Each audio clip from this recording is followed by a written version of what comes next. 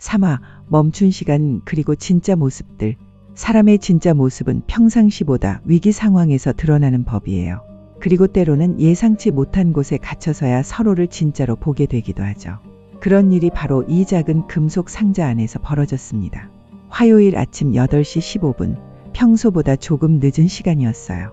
김 사장이 급하게 엘리베이터를 기다리고 있었는데 어젯밤 늦게까지 일하느라 늦잠을 잤거든요. 빨리 와라. 혼잣말을 하며 버튼을 연신 눌렀어요. 마침내 엘리베이터가 도착했는데 이미 박할머니와 학생일이 타고 있었습니다. 늦으시네요, 사장님. 박할머니가 웃으며 말했어요. 요즘 서로 인사를 나누는 사이가 되었거든요. 네, 어제 좀 늦게까지 일해서. 고3이면 힘든데 사장님도 참 힘드시겠어요. 학생일이 말했습니다. 며칠 전 민호 사건 이후로 서로 말을 섞는 사이가 되었어요. 5층에서 최엄마와 쌍둥이들이 탔어요. 준호와 민호는 이제 엘리베이터에서 훨씬 조용해졌어요. 민호야, 배는 괜찮지? 박할머니가 걱정스럽게 물어봤습니다. 네, 할머니 이제 안 아파요. 민호가 밝게 대답했어요. 다행이다. 그날 정말 놀랐어. 3층에서 정아저씨가 탔습니다. 요즘은 서로 어색하지만 그래도 인사는 주고받는 사이가 되었어요. 안녕하세요. 네, 좋은 아침이에요. 6명이 모두 탄 엘리베이터가 1층을 향해 내려가고 있었어요. 그런데 갑자기 컥! 엘리베이터가 갑자기 멈췄습니다. 2층과 3층 사이쯤에서요. 모두가 놀란 표정을 지었어요. 버튼을 눌러봐도 반응이 없었죠. 고장인 것 같은데 정아저씨가 말했습니다. 비상벨 눌러봐요. 김 사장이 비상벨을 눌렀지만 아무 대답이 없었어요. 핸드폰 터지나? 최엄마가 확인해봤지만 지하라서 신호가 잘 안 잡혔어요. 엄마, 무서워. 준호가 엄마 옆에 바짝 붙었습니다. 괜찮아, 금방 고쳐질 거야. 최엄마가 아이를 달래면서도 불안한 표정을 숨기지 못했어요. 시간이 지나면서 분위기가 무거워졌습니다. 처음엔 금방 해결될 줄 알았는데 30분이 지나도 꿈쩍하지 않더라고요. 관리사무소에서 모를까요?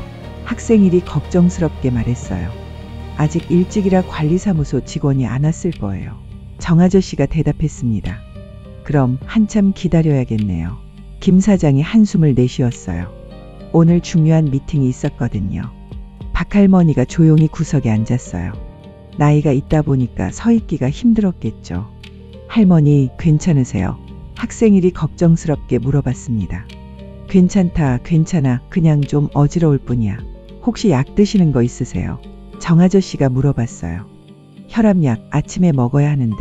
박할머니의 목소리가 작아졌습니다. 가방에 가지고 다니지 않으세요?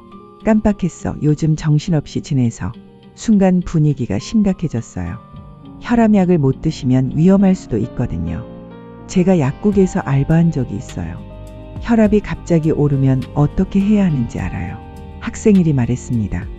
우선 편하게 앉으시고 깊게 숨 쉬세요. 스트레스 받으면 안 돼요. 다들 박할머니를 걱정하며 조용해졌어요. 1시간이 지났을 때쯤 갑갑함이 더해졌습니다. 답답해. 준호가 칭얼거렸어요. 참아야지, 준호야. 최엄마가 달랬지만 본인도 불안해하는 게 보였어요. 제가 아이들 좀 달래볼게요. 정아저씨가 의외의 제안을 했어요. 준호, 민호야. 아저씨가 재미있는 이야기 해줄까? 정말요? 민호가 눈을 반짝였어요.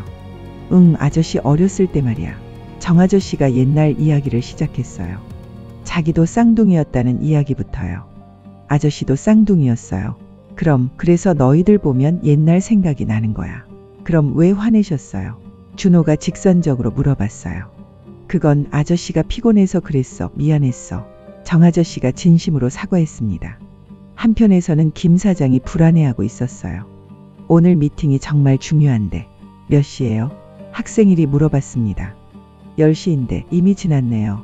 전화라도 해보세요. 신호가 안 잡혀요. 김 사장의 얼굴이 점점 어두워졌어요. 그 미팅이 그렇게 중요해요? 최엄마가 물어봤습니다. 회사가 요즘 어려워서 이번 계약 못 따내면. 김 사장이 말끝을 흐렸어요. 혹시 직원분들은 몇 명이나 되세요? 저까지 해서 5명이요. 모두 가족이 있는 사람들인데. 김 사장의 어깨가 축 처져 보였어요. 힘드시겠어요. 정아저씨가 공감했습니다. 저도 작은 회사 다니거든요. 사장님 고생 많이 하시는 거 알아요. 그때까지 조용히 있던 박할머니가 입을 열었어요. 세상에 쉬운 일이 어디 있겠니? 다들 각자 고생이 있는 거지. 할머니는 어떻게 사셨어요? 힘든 일 많았을 텐데. 학생일이 물어봤습니다. 나야 남편 일찍 잃고 혼자서 아들 둘 키웠지. 그때는 정말 막막했어. 그런데도 잘 키우셨잖아요. 그때는 어떻게든 살아야 한다는 생각뿐이었어. 지금 생각해보면 어떻게 그런 힘이 나왔나 싶어. 박할머니의 이야기에 모두 숙연해졌어요. 할머니 아드님들은 뭐 하세요? 최엄마가 물어봤습니다. 큰아들은 미국에 있고 둘째는 부산에 있어. 바쁘다고 자주 못 와. 외로우시겠어요. 뭘 이 나이에 뭘 더 바라겠니? 그런데 박할머니의 목소리에서 외로움이 느껴졌어요. 학생일이 조심스럽게 말했습니다. 제가 가끔 안부 여쭤봐도 될까요? 그럼 고맙지. 너도 공부하느라 힘들 텐데. 괜찮아요. 할머니가 계시면 마음이 든든해요. 2시간이 지났을 때쯤 다들 서로에 대해 많은 걸 알게 되었어요. 최엄마는 혼자서 쌍둥이를 키우는 게 얼마나 힘든지 이야기했고, 학생일은 부모님 기대에 부응하려는 압박감에 대해 털어놨어요. 부모님이 너무 기대를 많이 하셔서 가끔은 숨이 막혀요. 그래도 기대해주는 부모가 있다는 게 다행이야. 정아저씨가 말했습니다. 왜요? 저는 부모님이 일찍 돌아가셔서 혼자 살아온 지 오래됐거든요. 죄송해요. 괜찮아. 그냥 부모님 기대가 때로는 부담스러울 수 있지만 그래도 사랑이라는 걸 알았으면 해. 그 순간 갑자기 엘리베이터가 움직이기 시작했어요. 모두가 놀랐어요. 움직여요. 1층에 도착해서 문이 열렸을 때 관리사무소 직원과 수리기사가 기다리고 있었어요. 괜찮으세요? 정말 죄송합니다. 관리소장이 사과했어요. 3시간 가까이 갇혀 계셨네요. 오늘 오전에 정전이 있어서. 모두 엘리베이터에서 나왔지만 이상하게 헤어지기가 아쉬웠어요. 할머니 괜찮으세요? 병원 가보실까요? 학생일이 걱정스럽게 물어봤습니다. 괜찮다, 괜찮아. 오히려 좋은 시간이었어. 저 오늘 미팅 다시 잡혔어요. 상대방에서 이해해 주시더라고요. 김 사장이 다행스러운 표정으로 말했어요. 다행이네요. 최엄마가 웃었습니다. 그런데 이상해요. 3시간 동안 갇혀 있었는데 생각보다 괴롭지 않았어요. 정아저씨가 말했습니다. 저도 그래요. 오히려. 학생일이 말끝을 흐렸어요. 서로를 더 알게 된 것 같아서 좋았어요. 박할머니가 마저 말했습니다. 그날 이후로 엘리베이터 안의 분위기는 완전히 달라졌어요. 3시간 동안 함께 갇혀 있으면서 서로의 진짜 모습을 보게 되었거든요.